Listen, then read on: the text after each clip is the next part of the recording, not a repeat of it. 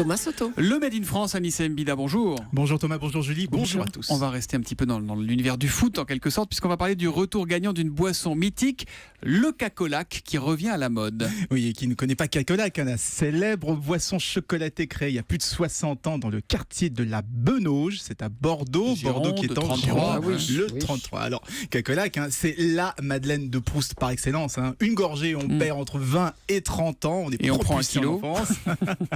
Et pour cause, dans les années 80 et 90, elle a connu ses heures de gloire. Vous vous souvenez certainement de JPP dans les Guignols. Cacolac Light, moins de sucre, plus de patates. C'est lui qui avait inventé le Cacolac Light, moins de sucre, plus de patates.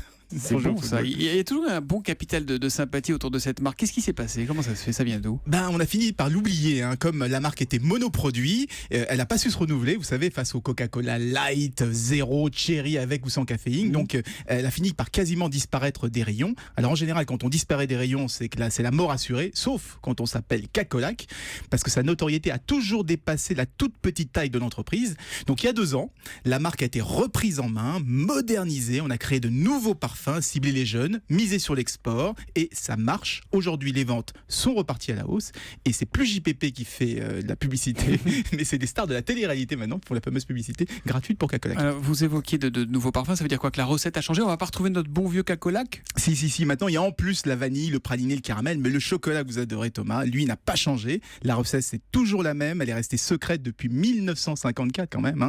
Alors on sait qu'à l'intérieur il y a du lait, du cacao et un peu de sucre, mais tout le secret, tout le savoir-faire vient de la montée en température du lait qui, en chauffant, donne ce petit goût caramel quasiment inimitable qu'on cherche toujours à reproduire aujourd'hui. Voilà, qui permet à Cacolac de retrouver une seconde jeunesse, toujours made in Bordeaux, où JPP a fini sa carrière, tiens. Pourquoi? Ok. Merci Anissé. Revenez JPP, revenez Anissé demain pour l'innovation après le journal de 6h30, le Made in France, pardon.